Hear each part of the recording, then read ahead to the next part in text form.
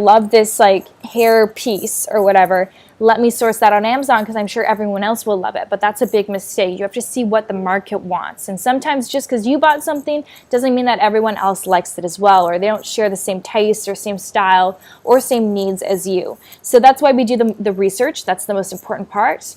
And you have to do your due diligence. So let's go over here to Amazon.com. And, one way to look at things is you would, search for the best sellers. So you can search in a specific category. So if you already have an interest in a certain category on Amazon, like sports and outdoors or gardening or pet supplies, or if you have an existing business that now you want to source a product on Amazon that can now complement your existing business. Say, for example, you have a pet shop. And you say, you know what, I want to source a product on Amazon that I know is selling really well and that can complement my store, and I can also recommend my customers in my physical store to my Amazon store, and you share the business. So then you would just search in the pet category, because there's thousands of products in that category alone that are super amazing and awesome to source. Or you just pick the category that you're interested in. But having said that, you don't need to love the product that you're going to source. You don't need to have a passion for it, and you don't even need to use it personally. It's really just about seeing that there's a demand for it, the market wants it. You're going to be adding value to the market by providing the product and hopefully providing a better version than what's already out there of the product. And then that's that. And then you sell it. And, with time, you might find products that you are passionate about, and then you develop that into a brand, and the brand is really what is more sustainable. A lot of people just source random products here and there on Amazon, and their whole business is on Amazon, which is good. It can last. It can make you a ton of money, that's for sure. But it's not as sustainable as building a brand that is known, a brand that you can now take off Amazon, sell on your own website, sell on a different marketplace, sell on Shopify, and it just helps you not put all your eggs in one basket. But that's another video. So let me go here to my screen now, and let's see let's find some bestsellers. All right, so having said, talking about pet supplies, let's search in the category of pet supplies. So if we go down here and we go to pet supplies, and then we just hit search. So we don't actually type anything in, okay? It's important you don't type anything in, but if you do have an idea of something you want to source, you can do that too. And then you just hit search, and then you scroll down and you try and look for the best sellers. So there's always an area, here we go. So they all have an orange badge, and it shows that these are best-selling items. And so basically what you would do is you would manually create a spreadsheet, and you would input these best sellers, things that you might be interested in, things that have potential, like I probably wouldn't source dog food because that would be very competitive. That's got 13,000 reviews. But you know what? These gloves could be a good idea. Small, simple, low liability risk. I'll put that in my spreadsheet. So that would be the process, and that's what I did many years ago. Now, there's better options. There's alternatives now. Jungle Scout is an amazing tool that you can use. They've got a web app, and they've also got a Chrome extension. I'm going to start by showing you the web app, and then I'm also going to show you the Chrome extension and how I use it. And it's just really accurate, and it really helps you find really good selling products. It's just, you got to get it. I am an affiliate for Jungle Scout, so if you do click my link, then I do get a commission for it. But again, this is kind of like every seller that I know has Jungle Scout, so you're going to need to get it eventually. Might as well get it with the discount that I'm providing for you in the description of this video. All right, let's go to Jungle Scout. So this is what the dashboard looks like on the web app. And so if you're doing product research, you would click on the product database. And for me, again, I'm in the United States. And now I'm going to select categories that I'm interested in selling in. So some categories are restricted.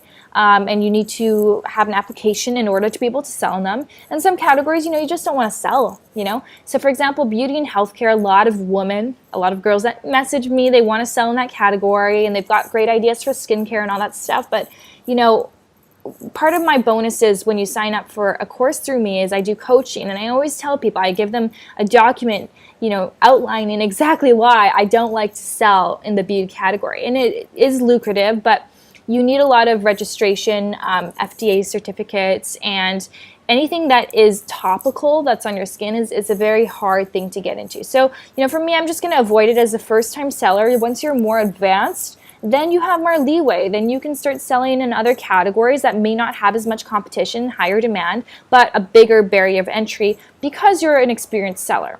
But for now, we're just going to check certain categories that are much easier to get into that still have high demand and, things that I'm kind of interested in.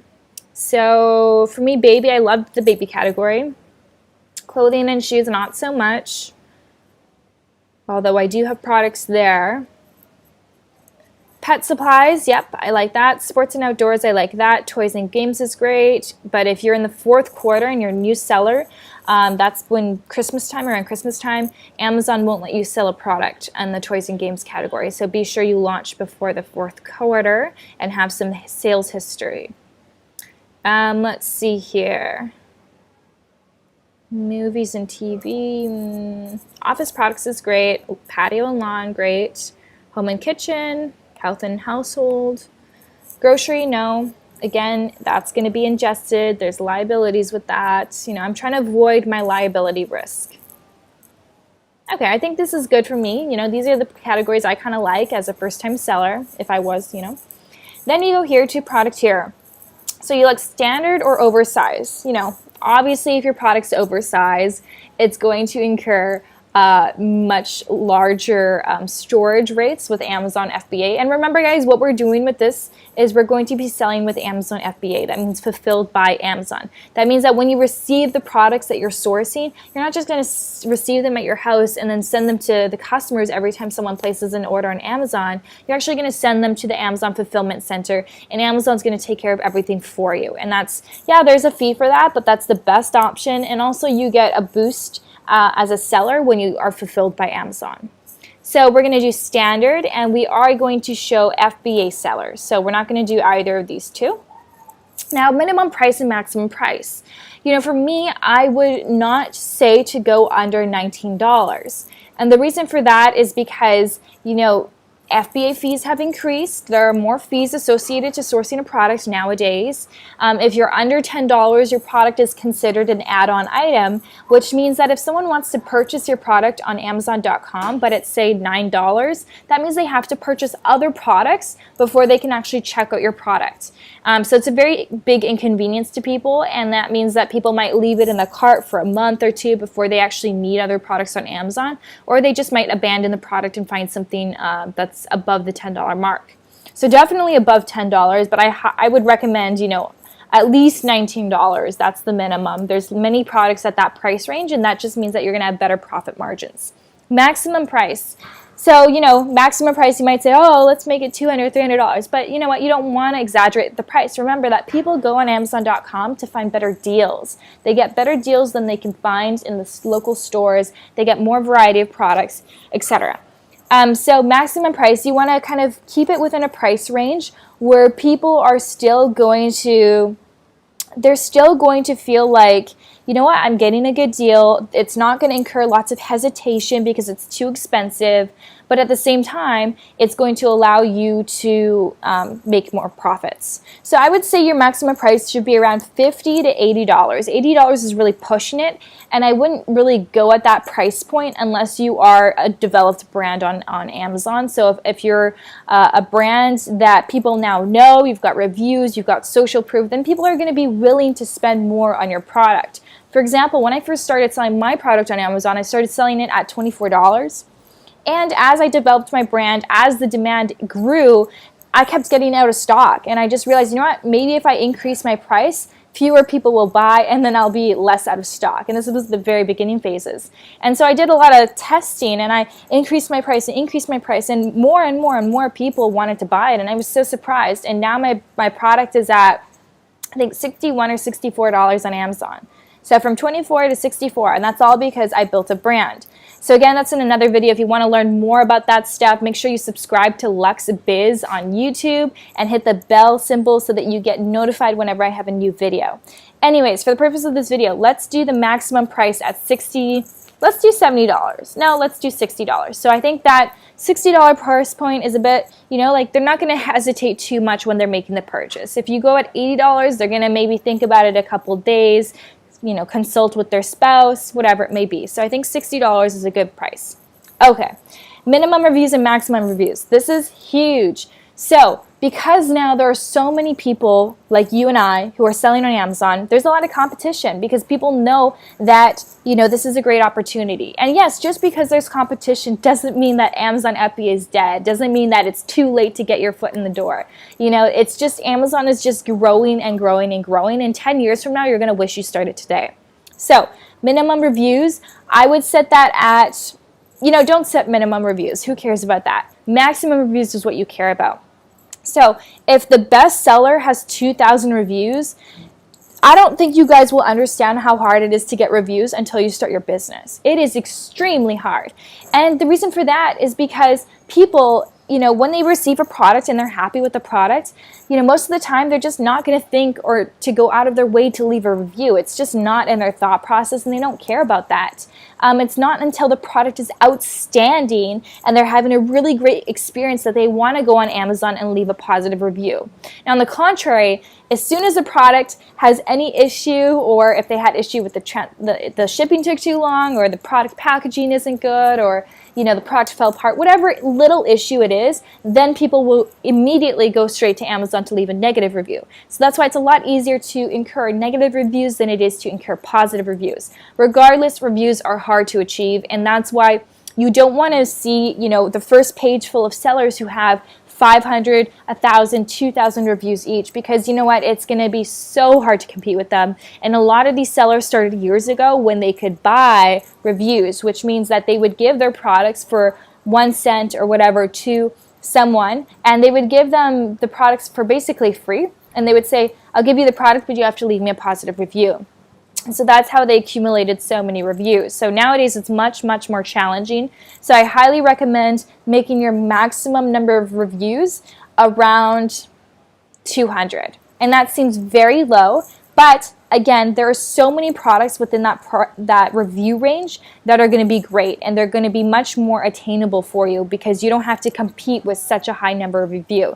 So the lower number of reviews that your competitor has, the better. So if they only have the best seller is selling amazing and they only have 20 reviews, that's a great opportunity, because how easy would it be for you to get 20 reviews? Pretty easy. Contact some friends and family, send them your products, have them buy your products, of course, leave an honest review, and you got those reviews, and now you're able to compete with them on that first page. So I would say, 200 max. So, okay, let's jump here to minimum weight and maximum weight. Weight is very significant, and for the people who do coaching through me, a lot of times they send me their product, their top 10 products, I review them, and these products, they're like 2, 3, 4 pounds, and I say, did you not follow the criteria for searching for a product? You do not want a product that is heavy, because yes, it may be selling at $60, $80, $90, but you know what? It's going to cost you a fortune just to ship the product and store it sometimes if it's oversized. So maximum weight is 2 pounds, but honestly guys, if you can find something under 1 pound, go for it. That's much better. So maximum 2. Okay, so here, minimum and maximum monthly sales. I would say, I want to see a minimum of 300 sales per month. So if a product is selling 10 per day, that's a good amount. So I'm going to put 300 per month. Now here you can include keywords, exclude keywords. This is great if there's certain things that you really, you've done the product research before and you don't want them to show up, or you want them to show up. I'm not going to do that. I'm just going to search. All right, so let's see what comes up here. So we've got a bunch of things that are showing here. Most important is you're going to see here the monthly revenue, which is actually very accurate. Thank you, Jungle Scout. You're also going to see the monthly sales. You're going to see, this is estimated, but it's pretty accurate. The sales rank. So sales rank is the BSR, best sellers rank. On Amazon, the lower the BSR, the better. So if a BSR is super high, then it's going to be not selling as well as a BSR that's super low. And here you can see the reviews, which is handy as well, and the weight. All right, so I'm just going to browse through some of these products, and I'm going to get an idea of what I like. And then, instead of having to input everything on a spreadsheet, which is still good to do manually, if I like something, then I'm going to add it to my product tracker. And so basically my product tracker is going to now show me all the products that I like so I can see it clearly, but it's also going to track them. It's going to track them over however long I want to, over a month, 2 months, 3 months, and I can see their sales volume. I can see the history. I can see, when it sells better, when it sells worse. I can see them changing their price, all of the details like that.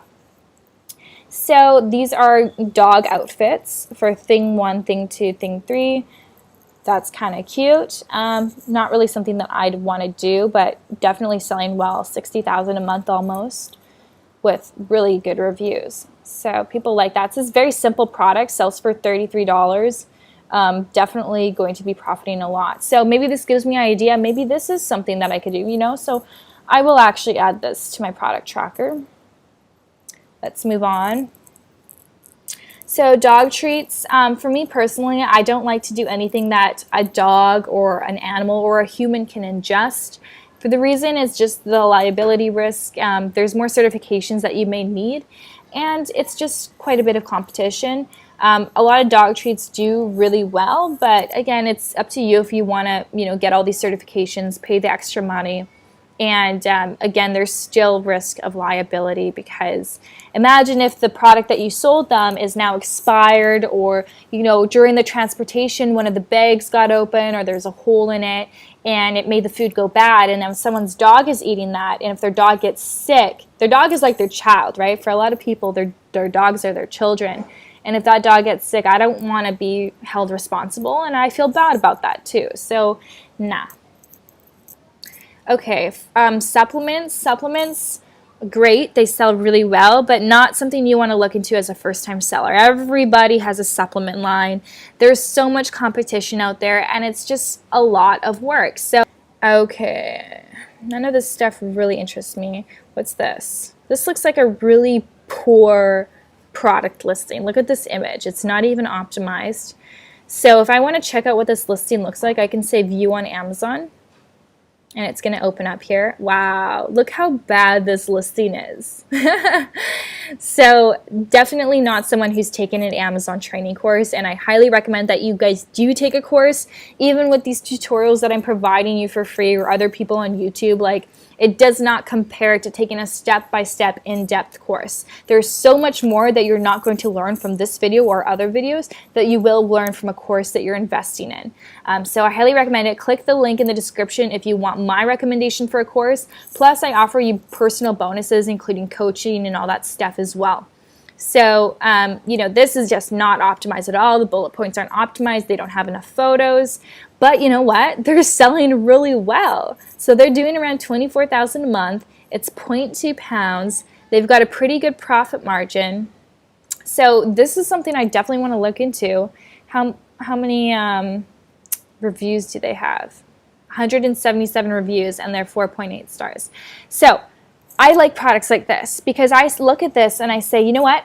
Clearly there's a lot of demand for this product, because people aren't buying it because it's aesthetically pleasing. People aren't buying it because they've got good marketing techniques or, whatever, optimizing their listing. They're buying it because they need it, and they're buying it because they want this product. However, the seller has not optimized it, and I know that with my experience, my training, and all the things I learned in my Amazon training course, I know that I can make this product so much better, and I could sell way more. So I'm definitely going to add this to my tracker. I like this.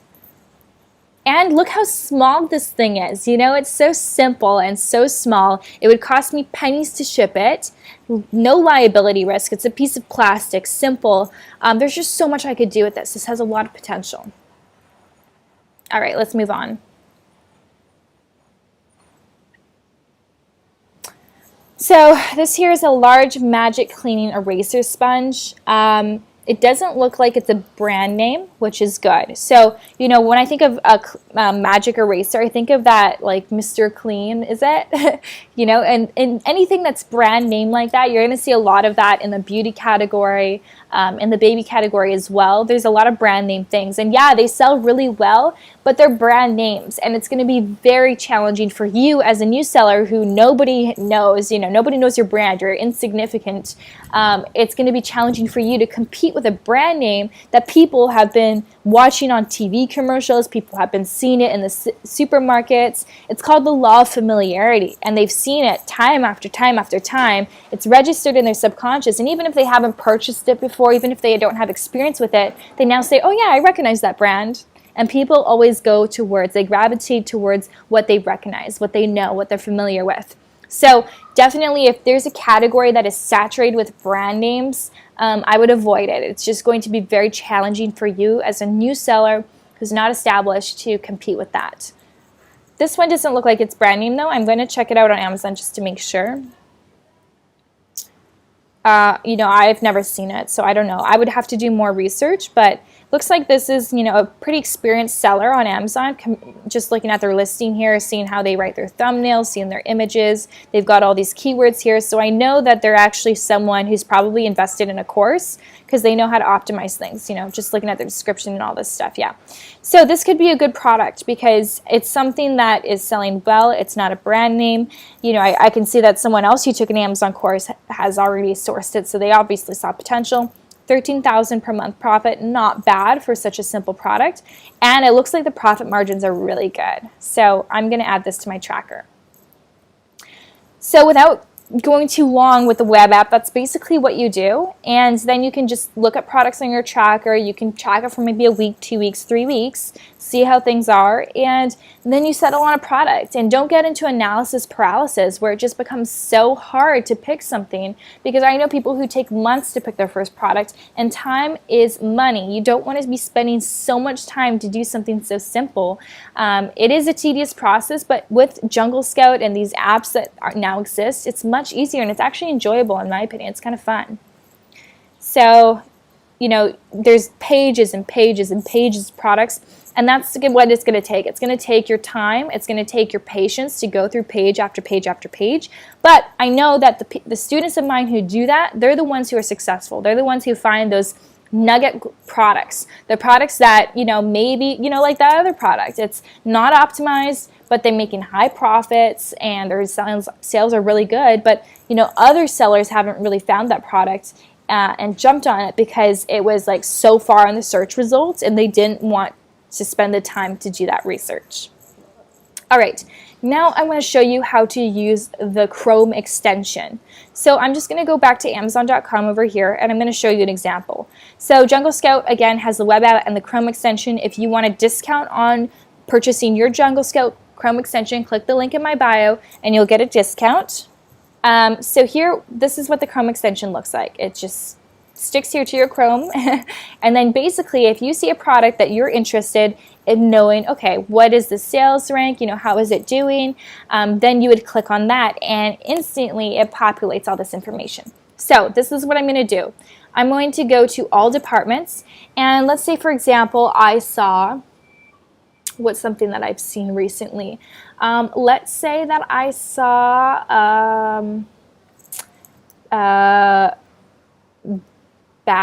baby backpack carrier. Okay, so that's a keyword. Oh, that's actually, no. See, a product like this you would never want to really source. This is going to cost you a lot to ship. Let's just say baby, let's see what pops up. Baby toothbrush, sure. Well, these are going to be too cheap, so actually this is a bad example.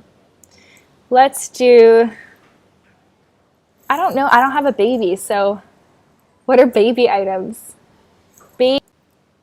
Okay, so I just typed in baby bandana drool bibs. So this is what comes up. You see all of these sellers here. I could, again, do it manually and input all this information, but I just want to see, let's use Jungle Scout. So I click on Jungle Scout, and immediately Jungle Scout will now collect all the information from all these sellers, and it's going to provide all this for me in a compact format, very legible, and I can get a very good idea of how this product does. And then if I think it does well, then I'll input it into my spreadsheet and I'll say, this is a product I want to monitor. So here on the far right over here, we're going to see that it has high demand with low competition. Whenever you see that green symbol, oh, it just changed to high competition. So if it's green and it says high demand, low competition, that's always a good thing. That's what you want to see, because that means the competition means how many reviews there are. Because it changed to high competition, it's showing that actually there are a ton of reviews. So yeah, there's demand, but there's also a lot of competition. So, you know, that's not the greatest thing. So the average reviews is around 300. For me, that's pretty high. But if I look here, there's people who have 23 reviews, 47 reviews. So it's always good to not just look at these metrics, but also look here. So I can see this person with 18 reviews doing $1,500 a month.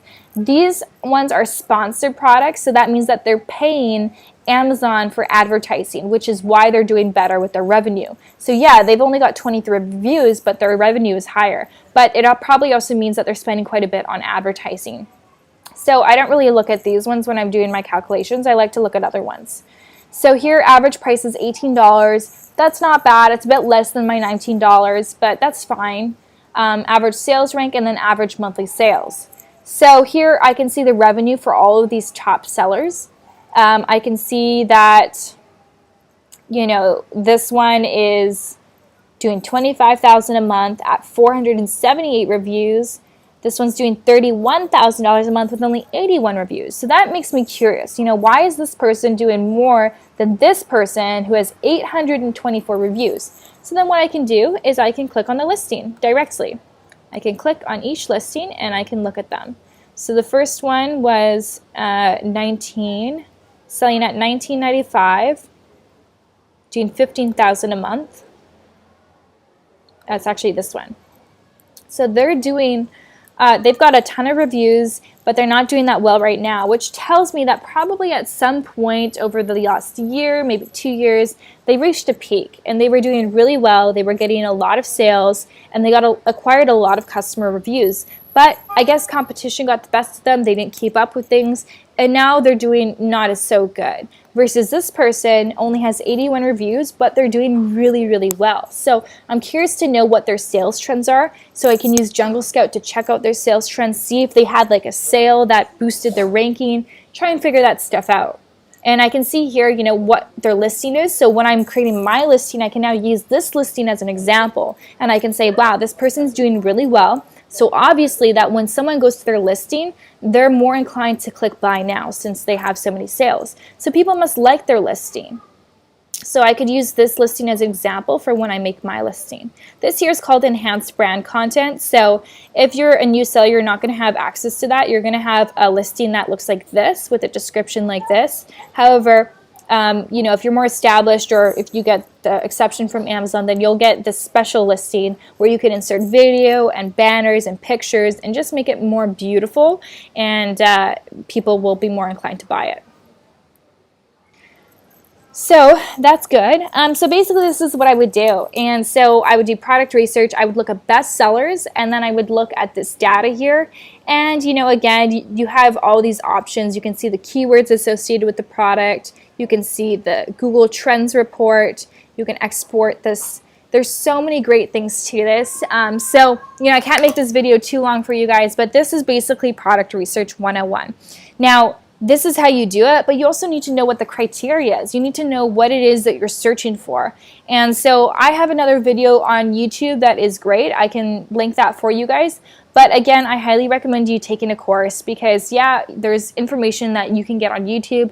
I try and provide as much value to you as I can, but it's never going to be the same as taking a step-by-step course. So if you're interested in learning more about Amazon FBA, click below to subscribe to my mailing list, and I will send you more free training. And also, again, everything mentioned in this video will be down below in the links. So hopefully this was helpful for you guys. If you want more in-depth training, feel free to comment that down below. I'd be more than happy to do an hour-long video. I don't even know how long this video is, but I'd be more than happy to go more in-depth with these videos. It's something that entertains me. I like doing it. So if that's something you want to see, let me know. All right, guys, have an amazing day. Bye.